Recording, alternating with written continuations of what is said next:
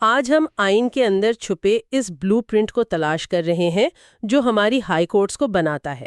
یہ صرف کچھ قانونوں یا آرٹیکلز کا مجموعہ نہیں ہے، بلکہ یہ ایک پورا نظام ہے جو انصاف کی فراہمی کو ممکن بناتا ہے۔ آج ہم اس ڈھانچے کی ایک ایک اینٹ کو دیکھیں گے، ججوں کو کون اور کیسے حرکت دیتا ہے، ان کے الفاظ قانون کیسے بن جاتے ہیں، اور سب سے اہم، اسی آئینی ڈھانچے میں مستقبل کی ایک ایسی تبدیلی کا بیج کیسے بویا گیا ہے جو شاید پورے نظام کو بدل کر رکھ دے۔ ہمارے پاس ذرائع کے طور پر آئین کے آرٹیکل 200 سے 203 تک کے حصے ہیں، اور ساتھ میں ایک بہت ہی خاص آرٹیکل 202A بھی ہے جو 26ویں ترمیم کا حصہ ہے۔ تو چلیں اس گہرائی میں اترتے ہیں اور سمجھتے ہیں کہ ہائی کورٹ کا یہ طاقتور ادارہ کاغذ پر اور عملی طور پر کیسے کام کرتا ہے۔ تو شروعات کرتے ہیں سب سے بنیادی اکائی سے، یعنی جج خود۔ ایک ہائی کورٹ کے جج کو ایک شہر سے دوسرے شہر منتقل کرنا یہ کوئی معمولی بات تو نہیں ہوگی۔ آئین کا آرٹیکل 200 اسی بارے میں ہے۔ یہ اختیار کس کے پاس ہے اور یہ عمل کتنا پیچیدہ ہے؟ دیکھیں، یہ عمل بظاہر سیدھا لگتا ہے، لیکن اس کے پیچھے ایک بہت مضبوط اور منظم طریقہ کار ہے۔ اختیار تو صدر پاکستان کے پاس ہے، لیکن وہ یہ فیصلہ تنہا نہیں کرتے۔ یہ تبادلہ صرف اور صرف جوڈیشل کمیشن آف پاکستان کی سفارش پر ہی ہو سکتا ہے۔ اچھا۔ اور جب کمیشن اس معاملے پر بیٹھتا ہے تو اس کی ساخت بھی بدل جاتی ہے۔ اس میں ان دونوں ہائی کورٹس کے چیف جسٹس صاحبان کو بھی شامل کیا جاتا ہے جہاں سے جج کا تبادلہ ہو رہا ہے اور جہاں وہ جا رہے ہیں۔ اچھا، تو یہ یقینی بنانے کے لیے ہے کہ دونوں اداروں کی رائے شامل ہو اور یہ فیصلہ یک طرفہ نہ لگے۔ لیکن کیا اس عمل میں خود اس جج کی رائے کی کوئی اہمیت ہے جس کا تبادلہ ہو رہا ہے؟ بالکل، آئین میں یہ گنجائش رکھی گئی ہے کہ کمیشن کوئی بھی سفارش کرنے سے پہلے اس جج کو سن سکتا ہے۔ یہ قدرتی انصاف کے اصولوں کے عین مطابق ہے کہ جس شخص کے بارے میں فیصلہ ہو رہا ہو اسے اپنی بات کہنے کا موقع ضرور ملے۔ ٹھیک ہے۔ لیکن یہاں ایک اور دلچسپ نقطہ بھی ہے۔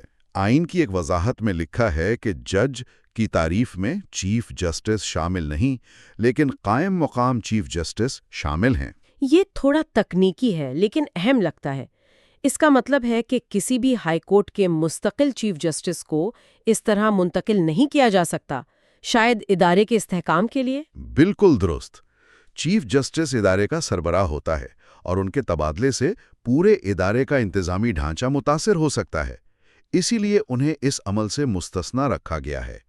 لیکن اگر کوئی جج عارضی طور پر چیف جسٹس کے فرائض انجام دے رہا ہے تو اس کا تبادلہ ممکن ہے۔ لیکن ذرائع میں جو بات مجھے سب سے زیادہ حیران کر رہی ہے وہ اس تبادلے کو نہ ماننے کا نتیجہ ہے۔ لکھا ہے کہ اگر کوئی جج تبادلے کا حکم ماننے سے انکار کر دے تو 30 دن کے اندر ان کے خلاف سپریم جوڈیشل کونسل میں آرٹیکل 209 کے تحت کارروائی شروع ہو جاتی ہے اور وہ فوری طور پر کام سے بھی روک دیے جاتے ہیں۔ یہ غیر معمولی طور پر سخت نہیں ہے؟ کیا آئین بنانے والے کسی خاص مسئلے کا حل نکال رہے تھے؟ آپ کا سوال بہت اہم ہے۔ یہ شقہ واقعی بہت سخت ہے اور یہ عدالتی نظم و ضبط یا جوڈیشل ڈسپلن کی اہمیت کو ظاہر کرتی ہے۔ اس کا مقصد یہ یقینی بنانا ہے کہ جب ایک آئینی ادارہ یعنی جوڈیشل کمیشن تمام مشاورت کے بعد کوئی فیصلہ کر لے تو اس پر عمل درآمد ہو۔ تو یہ ذاتی پسند ناپسند کا معاملہ نہیں بن سکتا؟ جی، اس کے پیچھے یہ سوچ ہو سکتی ہے کہ ججوں کے تبادلے کو ذاتی معاملہ نہ بننے دیا جائے، بلکہ اسے ادارے کی ضرورت کے طور پر دیکھا جائے۔ اس کے بغیر شاید انتظامی معاملات میں بہت مشکلات پیش آ سکتی ہیں۔ لیکن اس سختی کو توازن دینے کے لیے سینیورٹی کا اصول بھی رکھا گیا ہے کہ منتقل ہونے والا جج نئی عدالت کے چیف جسٹس سے سینئر نہیں ہو سکتا، تاکہ عدالتی درجہ بندی خراب نہ ہو۔ صحیح۔ تو ہم نے دیکھا کہ ججوں کا تبادلہ کتنا منظم اور سخت عمل ہے، لیکن ایک جج جب کسی عدالت میں بیٹھتا ہے تو اس کے فیصلوں کا وزن کتنا ہوتا ہے؟ کیا اس کا فیصلہ صرف اس ایک کیس پر لاگو ہوتا ہے جس کی وہ سماعت کر رہا ہے، یا اس کی گونج پورے صوبے میں سنائی دیتی ہے؟ آئین کا آرٹیکل 201 ہمیں اسی طاقت کے بارے میں بتاتا ہے۔ یہ عدالتی نظام کی بنیاد ہے۔ آرٹیکل 201 جوڈیشل پریسیڈنٹ یا عدالتی نظیر کے اصول کو قانون کا حصہ بناتا ہے۔ اسے ایسے سمجھیں کہ ہائی کورٹ ایک طرح سے قانون کی ترکیب کی کتاب لکھتی ہے۔ جب وہ کسی قانونی نقطے پر فیصلہ دیتی ہے تو وہ ایک ترکیب طے کر دیتی ہے۔ اس کے بعد اس صوبے کی تمام نچلی عدالتوں، سیشن کورٹس، سول کورٹس کو وہی ترکیب استعمال کرنی پڑتی ہے۔ واہ! اس سے یہ یقینی بنتا ہے کہ پورے صوبے میں انصاف کا ذائقہ اور معیار ایک جیسا رہے۔ یہ تو بہت زبردست مثال ہے۔ یعنی اگر لاہور ہائی کورٹ ایک فیصلہ دیتی ہے کہ آن لائن فراڈ کے مقدمات میں ڈیجیٹل ثبوت کو کیسے پرکھا جائے گا، تو پھر بہاولپور یا ملکان کی عدالتوں میں بیٹھے جج اپنی الگ تشریح نہیں کر سکتے، انہیں اسی فیصلے کی پیروی کرنی ہوگی۔ بالکل۔ اس سے قانونی نظام میں یکسانیت اور پیشگوئی یعنی پریڈکٹیبلٹی آتی ہے۔ لوگوں کو اور وکلاء کو معلوم ہوتا ہے کہ قانون کیا ہے اور اس کا اطلاق کیسے ہوگا۔ لیکن بات یہیں ختم نہیں ہوتی۔ آئین کے اگلے 2 آرٹیکلز 202 اور 203 وہ ہائی کورٹ کو صرف قانون کی تشریح کرنے والا نہیں بلکہ پورے صوبائی عدالتی نظام کو چلانے والا ادارہ بنا دیتے ہیں۔ اچھا، آرٹیکل 203 کو پڑھ کر تو مجھے ایسا لگ رہا ہے کہ ہائی کورٹ اپنے صوبے میں ایک چیف ایگزیکٹو آفیسر یا CEO کی طرح کام کرتی ہے، جو نہ صرف بڑے اسٹریٹجک فیصلے کرتی ہے بلکہ روزمرہ کے آپریشنز کی بھی نگران ہے۔ کیا یہ تاثر درست ہے؟ آپ کا تاثر بالکل درست ہے۔ آرٹیکل 202 ہائی کورٹ کو اختیار دیتا ہے کہ وہ اپنے اور اپنی ماتحت عدالتوں کے لیے کام کرنے کے قواعد و ضوابط یعنی رولز آف پروسیجر بنائے۔ یعنی مقدمہ کیسے دائر ہوگا، نوٹس کیسے جاری ہوں گے، سماعت کیسے ہوگی، یہ سب اصول ہائی کورٹ خود طے کرتی ہے۔ ٹھیک ہے۔ اور پھر آرٹیکل 203 تو بہت واضح طور پر کہتا ہے کہ ہر ہائی کورٹ اپنی تمام ماتحت عدالتوں کی نگرانی اور ان پر کنٹرول رکھے گی۔ سپرنٹینڈ اینڈ کنٹرول، یہ صرف عدالتی نگرانی نہیں، یہ مکمل انتظامی کنٹرول ہے۔ یعنی یہ صرف نگرانی نہیں بلکہ مکمل کنٹرول ہے۔ اس کا مطلب تو یہ ہوا کہ اگر کسی نچلی عدالت میں بد انتظامی ہو یا مقدمات میں بیجا تاخیر ہو رہی ہو تو آئینی طور پر اس کی ذمہ داری براہ راست ہائی کورٹ پر آتی ہے۔ یہ تو ایک بہت بڑی انتظامی ذمہ داری بھی ہے۔ جی ہاں، یہ ایک بہت بڑی ذمہ داری ہے۔ اسی آرٹیکل کے تحت ہائی کورٹس نچلی عدالتوں کے ججوں کے تقرر، تبادلوں اور ان کے خلاف انضباطی کارروائیوں کے معاملات کو بھی دیکھتی ہیں۔ تو ہائی کورٹ صوبے میں انصاف کی فراہمی کے پورے نظام کی محافظ اور منتظم ہے۔ ٹھیک ہے، تو اب تک ہم نے ہائی کورٹ کا ڈھانچہ سمجھ لیا، جج کیسے آتے ہیں اور ان کے فیصلوں اور اختیارات کا دائرہ کار کیا ہے۔ اب آتے ہیں اس حصے پر جو ہمارے ذرائع میں سب سے نیا اور شاید سب سے انقلابی ہے، آرٹیکل 202A، جو آئینی بینچز کے قیام کی بات کرتا ہے۔ یہ 2024 میں 26ویں ترمیم کے ذریعے آئین میں شامل کیا گیا ہے۔ یہ کیا ہے اور یہ موجودہ نظام سے اتنا مختلف کیوں ہے؟ یہ عدالتی نظام میں ایک بہت بڑی اور بنیادی تبدیلی کی تجویز ہے۔ اس آرٹیکل کے تحت ہر ہائی کورٹ میں مستقل بنیادوں پر خصوصی آئینی بینچز قائم کیے جائیں گے۔ ان بینچز میں ججوں کی نامزدگی اور ان کی مدت کا تعین جوڈیشل کمیشن آف پاکستان کرے گا۔ اچھا، تو یہ عارضی بینچز نہیں ہوں گے؟ جی نہیں، یہ عام بینچز کی طرح نہیں ہوں گے جنہیں چیف جسٹس روزانہ کی بنیاد پر بناتے اور توڑتے ہیں، بلکہ یہ ایک مستقل ڈھانچہ ہوگا، اور ان میں سے جو سب سے سینئر جج ہوں گے وہ ان بینچز کی سربراہی کریں گے۔ اور ان خصوصی بینچز کا کام کیا ہوگا؟ یہ کون سے مقدمات سنیں گے؟ یہی اس آرٹیکل کا سب سے اہم اور آپ کہہ سکتے ہیں کہ دھماکہ خیز نقطہ ہے۔ اس کے مطابق آئین کے آرٹیکل 199 کے تحت دائر کی جانے والی درخواستوں کی سماعت کا اختیار صرف اور صرف ان آئینی بینچز کے پاس ہوگا۔ ہائی کورٹ کا کوئی اور جج یا بینچ یہ مقدمات سن ہی نہیں سکے گا۔ ایک منٹ، ذرا اس کو عام فہم زبان میں واضح کریں۔ آرٹیکل 199 کا عام شہری سے کیا تعلق ہے؟ دیکھیں، آرٹیکل 199 عام شہری کا سب سے بڑا آئینی ہتھیار ہے۔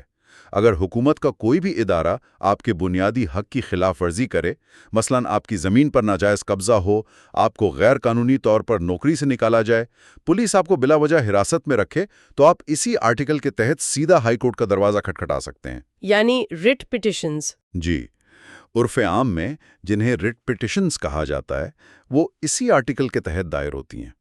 تو یہ آئینی بینچز دراصل عام آدمی کے انصاف کے سب سے اہم اور براہ راست راستے پر بٹھائے جا رہے ہیں۔ تو اس کا مطلب یہ ہوا کہ اس قانون کے لاگو ہوتے ہی بنیادی حقوق سے متعلق ہزاروں زیر التوا مقدمات اور تمام نئے مقدمات خود بخود ان نئے بینچز کو منتقل ہو جائیں گے۔ یہ تو ایک بہت بڑی تبدیلی ہے، لیکن یہاں وہ بات آتی ہے جس نے مجھے سب سے زیادہ چونکایا ہے۔ یہ آرٹیکل آئین کا حصہ تو ہے لیکن یہ فعال نہیں ہے۔ جی، اور یہی اس آرٹیکل کا سب سے غیر معمولی اور متنازع پہلو ہے۔ اس کی آخری شق یہ کہتی ہے کہ یہ آرٹیکل خود بخود نافذ العمل نہیں ہوگا۔ اس سے فعال کرنے کے لیے ایک قرارداد کی ضرورت ہوگی۔ ایک قرارداد؟ جی، اسلام آباد ہائی کورٹ کے لیے پارلیمنٹ کے دونوں ایوانوں کو مشترکہ اجلاس میں اپنی کل رکنیت کی اکثریت سے قرارداد منظور کرنی ہوگی، اور باقی چاروں صوبائی ہائی کورٹس کے لیے متعلقہ صوبائی اسمبلی کو اپنی کل رکنیت کی اکثریت سے یہ قرارداد منظور کرنی ہوگی۔ ایک منٹ، میں یہ صحیح سمجھ رہی ہوں؟ آئین میں ایک پوری عدالتی شق لکھ دی گئی ہے، ایک مکمل نظام، لیکن وہ تب تک صرف کاغذ پر رہے گا جب تک سیاستدان یعنی منتخب نمائندے اسے منظور نہ کریں۔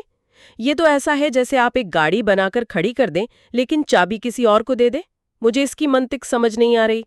آپ کی حیرت بجائے، یہ آئینی تاریخ میں ایک بہت ہی انوکھی مثال ہے۔ اس نے عدلیہ کے اندرونی ڈھانچے میں تبدیلی کا سوئچ آن کرنے کا بٹن مقننہ یا لیجسلیچر کے ہاتھ میں دے دیا ہے۔ اس کے حامی یہ دلیل دے سکتے ہیں کہ چونکہ یہ ایک بہت بڑی تبدیلی ہے، اس لیے اسے منتخب نمائندوں کی حمایت سے ہی نافذ ہونا چاہیے۔